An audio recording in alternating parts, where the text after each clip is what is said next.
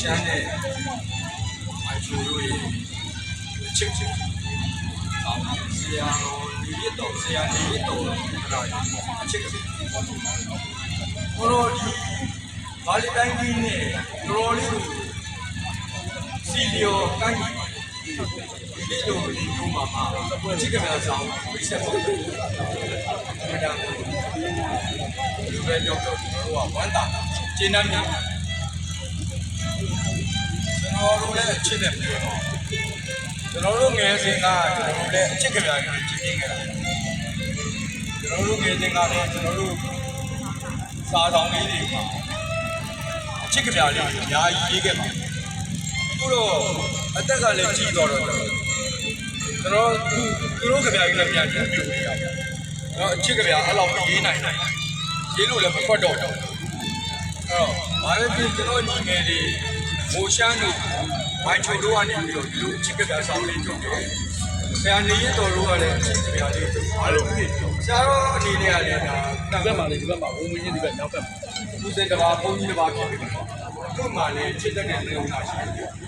သူခုနကသူချစ်ကြပြားရေးတော့တို့ကအပြစ်မဖြစ်ပါဘူးဘယ်လိုလဲကျွန်တော်တို့ကကြိုးကြိုးပါလေဒါရင်ထဲကထွက်လာတဲ့ပိုးဟန်လာတဲ့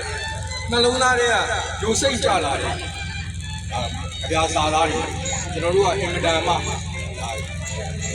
လိုပြောမလဲလေးစားတယ်ဘုန်းကြီးတွေဆရာတော်ဦးလည်းဘုန်းကြီးတွေရဲရဲနဲ့ကိုယ်ခံစားချက်အတိုင်းသူ့ကိုထုတ်ရေးတဲ့အတွက်ကျွန်တော်အင်မတန်မှဒါဘုံဝမ်းမြောက်တယ်ကျွန်တော်ခုဒီဝိုင်ချိုးနဲ့ဘူရှမ်းတို့ရဲ့ကြပြားစာအုပ်လေးတွေကနေကျွန်တော်ရွတ်ချင်နေတဲ့ကြပြားလေးနှစ်ပုဒ်ရှိတာကျွန်တော်ကြပြားလေးနှစ်ပုဒ်ကိုကျွန်တော်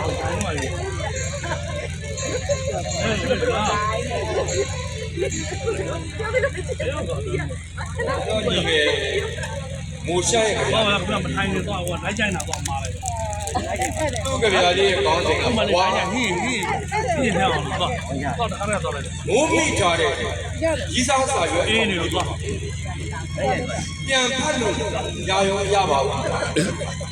စိုးတစ်ချက်ဝါနဲ့ချစ်ရေးတော့အင်တာမတ်သဘောကျမြောက်နောက်တစ်ခါဝိုင်းချိုးရဲ့တရားဒါလေးကိုလည်းသဘောကျမြောက်ဝိုင်းချိုးကဘယ်လိုရေးလို့ဝိုင်းချိုးကြပြားကောင်းတယ်လေကဘာအရင်တုန်းက2ယောက်တကဘာအခုတော့1ယောက်တကဘာပေါ့တိုးတက်တာဆိုတာဝေးသွားတာဝိုင်းချိုးသူငယ်2ယောက်ရဲ့အချစ်ကြပြားလေးကိုဒါမှကျွန်တော်ခံစားလို့ရခုလို့